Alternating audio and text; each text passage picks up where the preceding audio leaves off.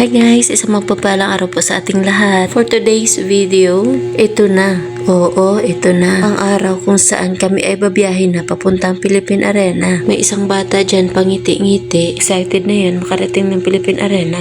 At ayun na nga, natapos na rin antayin lahat ng mga pasahero. Umalis na rin ang bus. At magpa-fast forward po tayo. Nandito na po kami sa Maynila. At ayun na nga, nakita ko na naman ang aking kahinaan. Walang iba kundi ang mga nagtataasang mga gusali. Ganyan lang po kababaw ang aking kaligayahan. Ewan ko ba, pag nakakita ako ng mga matataas na gusali, ang saya-saya na ng feeling ko. Para bagang yan ang stress reliever ko. Oha, ang tataas, ang gagara ng mga gusali oh. Busol match na naman ang mata ko sa ganda ng mga tanawin na aming nadadaanan. Yung tipong mapapasabi ka na lang, iba talaga ang ganda ng Maynila. Oops, wait lang. Parang napasarap yata ang pag-video ko sa taas. Masyado ko na kayong pinatingala. Ibahin naman natin, dito naman tayo sa baba tumingin. Hoy, sakto, kay haba ng pasensya mo. Este ng truck pala. At oo, hindi nga ako nagkamali. Maynila nga ito. Ayan o, ang laki. Wow!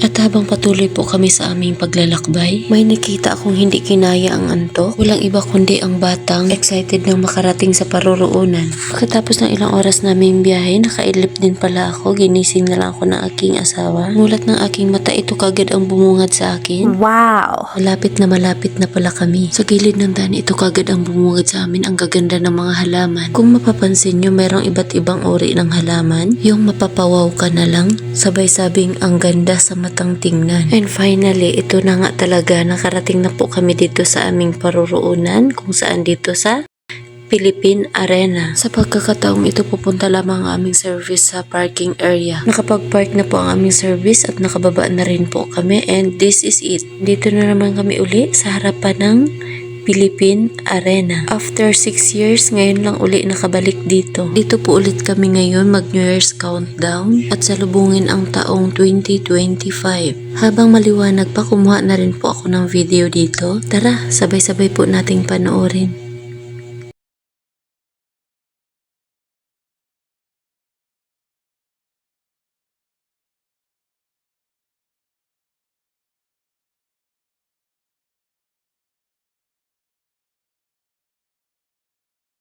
Kung inyo na pong nasaksihan ang beauty ng Philippine Arena sa araw, ito naman ang kanyang beauty sa gabi.